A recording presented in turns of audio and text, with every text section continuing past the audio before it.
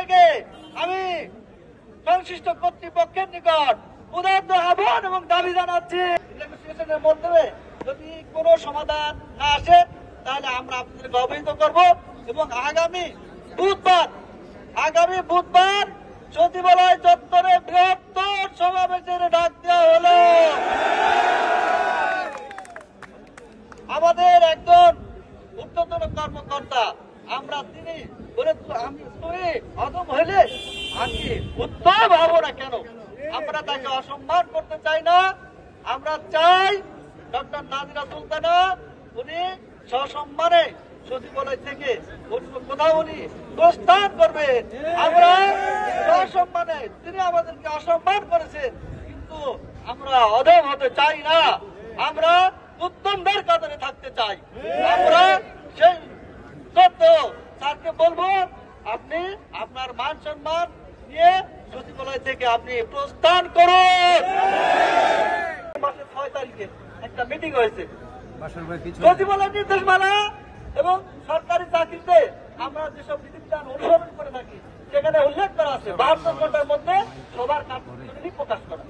আজকে 6 তারিখ আর আজকে 6 তারিখ, এখন পর্যন্ত যে কার্যক্রমী এবং তার আলোকে কোন আদেশ জারি করা হয়।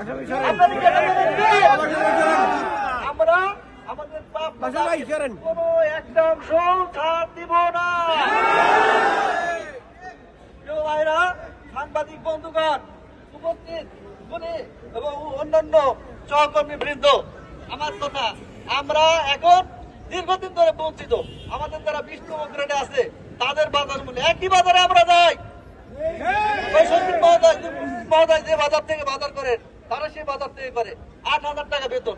এটা কেমন একটা কথা? একজন রিক্সা চালকের মাসিক আয় আছে 30,000 টাকা। হ্যাঁ, 20 গ্রেডের একজন কর্মচারী 8,000 টাকা বেতনে চাকরি করে কিভাবে সে সংসার চালাবে? তাকে বাধ্য করা হচ্ছে দুর্নীতির দিকে ধাবিত করার জন্য, তাকে বাধ্য করা হচ্ছে একটা অমানবিক জীবন যাপনের জন্য। আমরা চাই 20 গ্রেডকে অতি দ্রুত পে কমিশন বাস্তবায়নের আগে 17তম গ্রেড ঘোষণা করা হোক।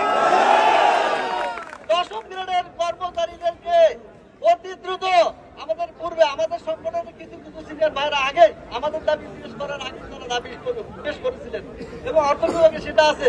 10ম গ্রেডের কর্মচারীদেরকে অবিলম্বে 9ম গ্রেড প্রদান করা হোক। সচিবালয়ে পদোন্নতির ক্ষেত্রে যেমন একজন কনস্টেবল সে যখন পদোন্নতি পেয়ে অ্যাসিস্ট্যান্ট কমিশনার হয় তার নামের পাশে নন ক্যাডার থাকে না। একমাত্র প্রশাসন ক্যাডারে এই ধরনের দ্বৈত নীতি, কেউ কোনদিন কারো কাছে কাম্য হতে পারে না। আমাদের এই অসম্মানজনক কথাগুলো আমাদের পদোন্নতি প্রাপ্ত কর্মকর্তাদের নামের পাশ থেকে কেটে দিতে হবে।